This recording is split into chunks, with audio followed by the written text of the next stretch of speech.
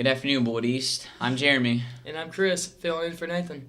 And this is your special edition of Electoral Dysfunction. Battle for the White House. Choose your destiny. Flawless victory. Choose your destiny. Flawless victory.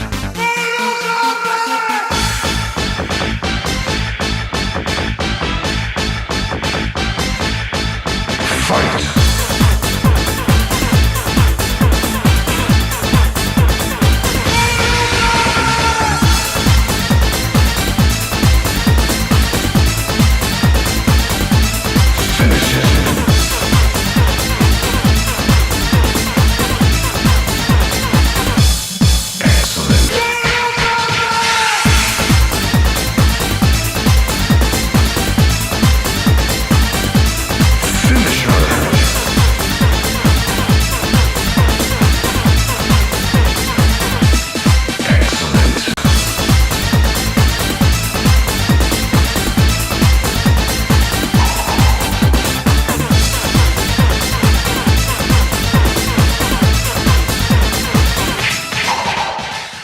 The Democratic Party is one of two in the United States. It was formerly known as the Democratic-Republican Party, founded by Thomas Jefferson and James Madison in 1792. However, the modern Democratic Party truly rose in the 1830s with the election of Andrew Jackson. It is the oldest political party in the continuous operation in the United States, and is one of the oldest parties in the world. This year, the population of Democrats is larger with 51%, while the Republicans have 38%. Senator Barack Obama is this year's representative for the president this year for the Democratic Party. The majority of Democrats favor diplomacy over military action, stem cell research, the legislation of same-sex marriage, secular government, stricter gun control, and environmental protection laws, as well as the preservation of abortion rights. Democrats usually do so well in elections because they are most popular in heavily populated cities, which are very good to have with Electoral college. The Democratic Party favors the middle working class, providing lower taxes and a higher minimum wage.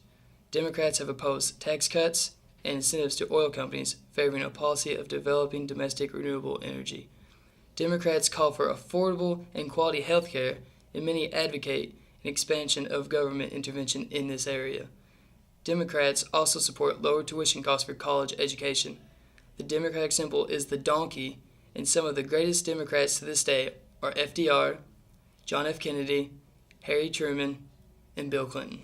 The Republican Party is one of the two major contemporary political parties in the United States, along with the Democratic Party. Today, the party supports a conservative platform with further foundations in supply-side fiscal policies and social conservatism. It was founded in 1854 by anti-slavery expansion activists and modernizers, with Abraham Lincoln being the first Republican representative ever. Senator John McCain this year was the Republican nominee with Governor Palin as his running mate. Some of the views of the Republican Party include pro-life, which is protecting the lives of the kids facing abortion, and most are for the war in Iraq. Republicans emphasize the role of corporate and personal decision-making in fostering economic prosperity. Almost everything Democrats stand for, Republicans are exact opposite. For example, Republicans are against abortion, Democrats are for. Republicans are against gay marriage, Democrats are for.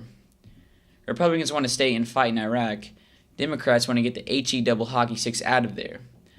I'm pretty sure that if Republicans are against the legalization of walking around naked, Democrats would be for.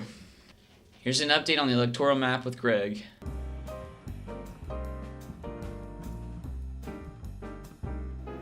Greg Duncan here with the Electoral Dysfunction, Electoral map.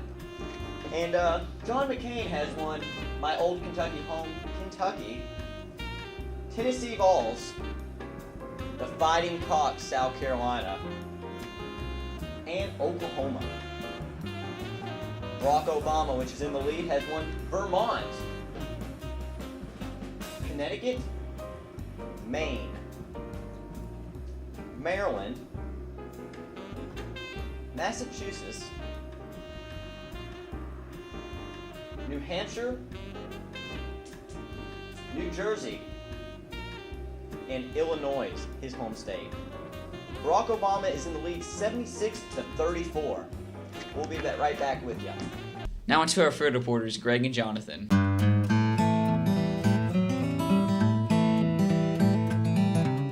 Thanks, guys. Today I'm going to be going around to all the Mount Washington area polling booths and get some insight from the voters themselves. We're at our first stop, Bullitt East High School. There's quite a turnout today, as you can see.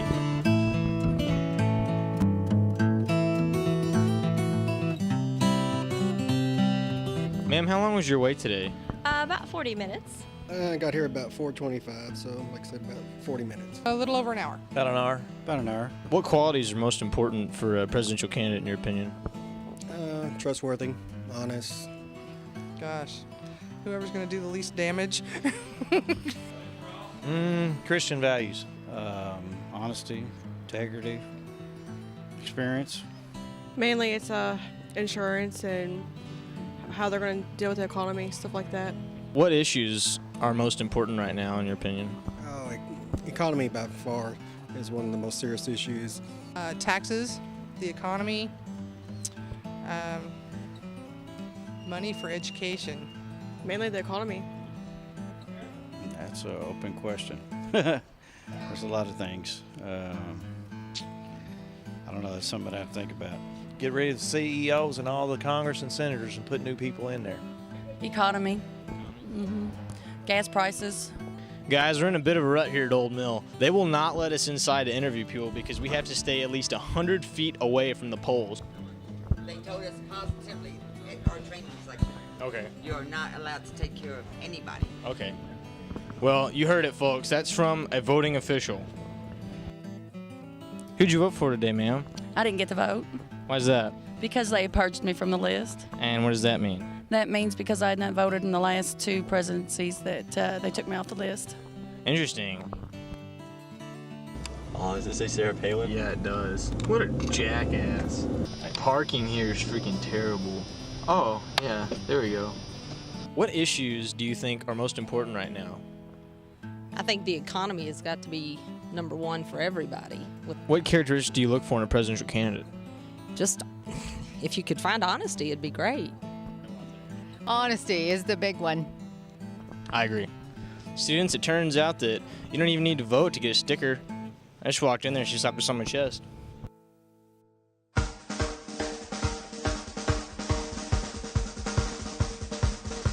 Here at Mount Washington Middle School, let's go see what these people think about voting.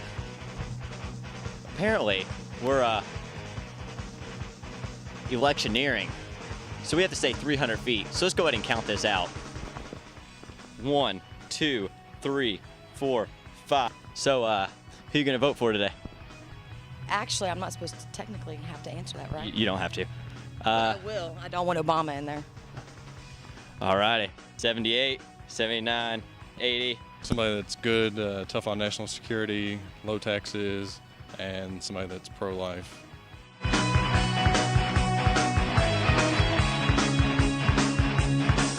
$2.99, 300. Wow. So I think that pretty much narrows it down. Narrows it down to who?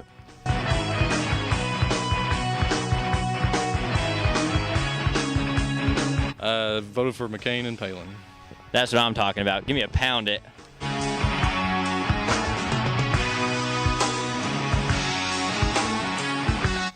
So how long was your wait today at Mount Washington Middle School? Probably about 25 minutes. 5 minutes, that's not too bad. What qualities do you look for in a presidential candidate? Well, generally, I try to look at everything, but I go about, I basically reflect it on my religion and try to do that as closely as I can. You know, that's how I decide to choose who I vote for president.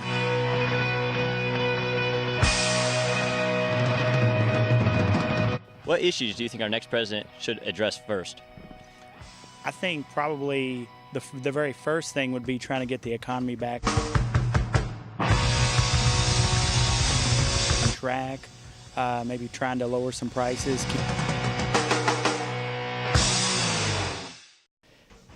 Here with Tyler and Les. So who'd you guys vote for? Cowboy movies. Cowboy movies.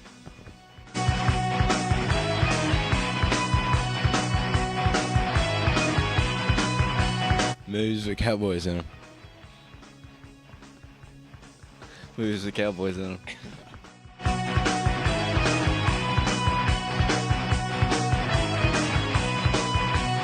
So who did you vote for? I really don't want to tell you that. Come on, be a good sport.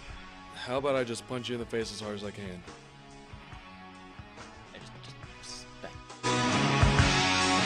Just go.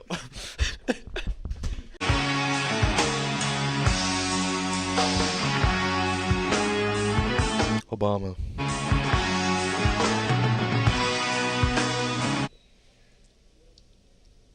His last name's Obama. You just voted in this mock election. Who'd you vote for? What's mock mean? Obama. Why Obama? McCain's old and he's going to die soon. And when he does, Palin's going to be president. And then she's going to be a woman.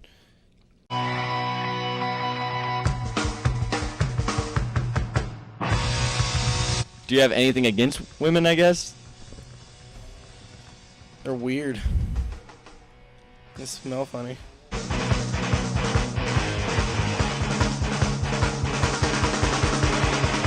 So, what changes would you like the president to bring? I'd like to see a Ruby Tuesdays come to Mount Washington. Americans may not agree on everything, whether it be healthcare, taxes, gun control, abortion, or even Sarah Palin's wardrobe. But there's something we can all agree on: our love and respect for this great nation. So whether you're a Republican, a Democrat, a Libertarian, a Constitutionalist, Independent Party, Green, or even from the Whigs, we should all come together and exercise our God-given right to pick our leaders.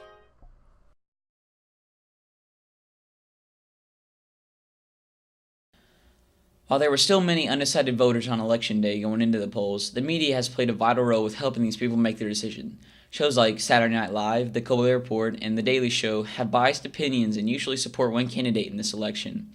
For example, both Stephen Colbert and Jon Stewart of The Daily Show support Obama, which led to people following in the comedian's footsteps and voting for that particular candidate. And with so many voters who do not want to take the responsibility and look into them for themselves, they will vote based on what they see and what they think is funny and what they hear. For example, as soon as SNL made one joke about Governor Palin, thousands of people's opinions changed and decided she is dumb for that reason. Another example, Obama has been criticized many times on the news for being a Muslim, and if an undecided voter hears this information, they believe this and take it into the effect while voting. With more and more of these people watching political shows, more and more people are making up their minds about certain issues, which is not necessarily a good thing. In my opinion, America needs to take their right to vote more serious and look into what they are doing, because this decision could haunt them for the next 4 years. Let's see who's in the lead. Greg, how about the electoral map? Greg Duncan back with your electoral dysfunction electoral map. Well, I'm going to start off with Barack Obama, which has now taken lead in Pennsylvania, Delaware, Washington, D.C., New York, Michigan, Wisconsin, Rhode Island, Minnesota, New Mexico, Ohio, and he has 200 electoral votes now. John McCain has won Alabama, Georgia, Kansas, Wyoming, North Dakota, and Arkansas. Thank you. The total now is 200 to 85, with Obama with a huge lead. As you can tell, Obama has more of the northern states, while McCain has more of the southern states. And the western states have not been counted yet. Thank you. History right now is being made. The most important election? That's what some people are saying. However, the election is arguably the most significant election in the history of our young nation. For the first time ever, our nation could elect the oldest person ever to a first term of presidency, or we could elect the first African American to the presidency for the first time in history. But the history-making potential doesn't end there. Senator John McCain, who is a Republican nominee for president, picked Alaskan Governor Sarah Palin as his running mate, and if elected, will become the first female vice president in our nation's history. She already has her spot in the history books, however, because in her nomination itself, she became the first female vice president nominee of the Republican Party. Senator Barack Obama has his spot in the history books as well. He became the first African American nominee to the political party when he defeated Senator Hillary Clinton in the Democratic Party's primary election back in spring. Can you name the candidates that have lost the presidential election in the past and have had such a huge impact in one election? Well, no matter who wins, both men will be remembered for years to come. Obama, no matter what, has really led the way for change, like he preaches, by being the first African American nominee. When the country first began, African Americans were slaves and owned by white people. Now, almost 300 years later, the fight for civil rights has come full circle, and barriers that were erected in years past have been torn down. McCain has proven that age doesn't matter, but experience and leadership do, hence the maverick status he has given himself. Either way, no matter who wins the election, we have to remember that the country is changing. There is an African American and a senior citizen running for president of the United States of America, and one hot mama running for vice president. Let's just hope that whatever that change is, it's for the best. And two things I know for sure. One, if Sarah Palin wins, she's coming over my house and we're probably going to make out. Two, if Sarah Palin loses, she's probably going to cry. Then come over my house and we're probably going to make out. Back to Greg with the electoral map. Obama won. This just in, Obama is the winner of the presidential election of 2008. Oh my gosh. Listen to the crowd. Now listen to the McCain fans.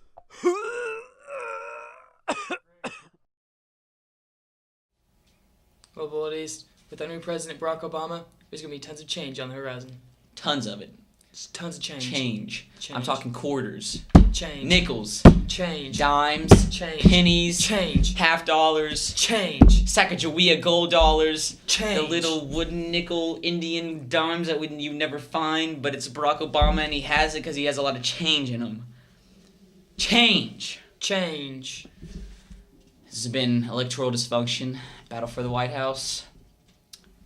Change. I'm Jeremy. I'm Chris. See you next week. Change. Change.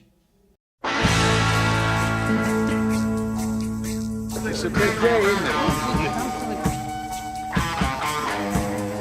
I don't have to tell anybody who I vote for. We have seen a steady flow of people. We're still going to have lines here today. The polls have been open without a real hit.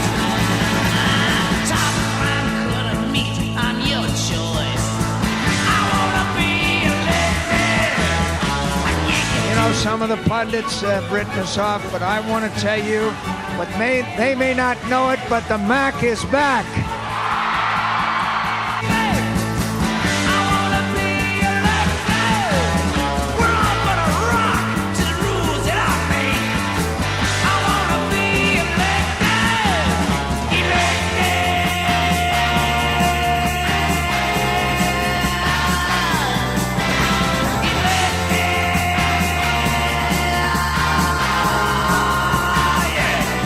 Battle of Gettysburg has gone the same as the first one, a failure for the Republicans. How does the Republican win without winning Pennsylvania? If he loses Ohio, he goes from 286, which the Republicans carried in 2004, down to 266. Guess what, Carl? I've just received word that the state of Ohio has gone for Barack Obama.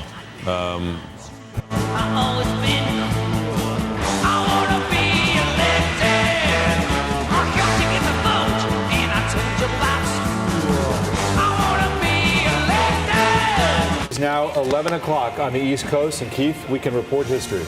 Barack Obama is projected to be the next president of the United States of America.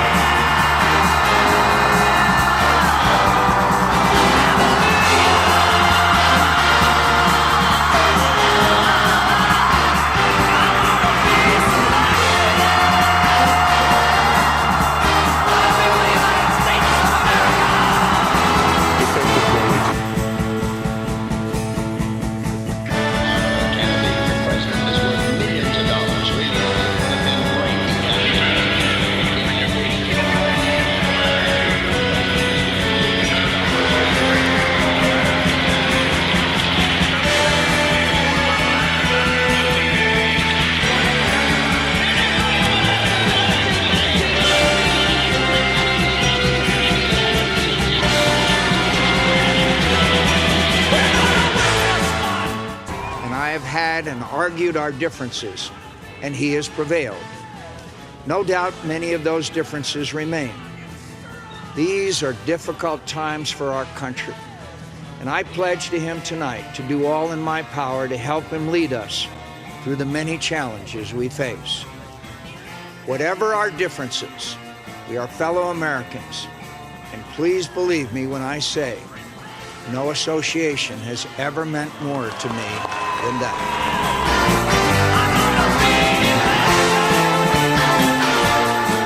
To see the next century. If my daughters should be so lucky to live as long as Ann Nixon Cooper, what change will they see? What progress will we have made? This is our chance to answer that call. This is our moment. This is our time to put our people back to work and open doors of opportunity for our kids, to restore prosperity and promote the cause of peace, to reclaim the American dream and reaffirm that fundamental truth that out of many we are one, that while we breathe, we hope, and where we are met with cynicism and doubt and those who tell us that we can't, we will respond with that timeless creed that sums up the spirit of a people. Yes, we can.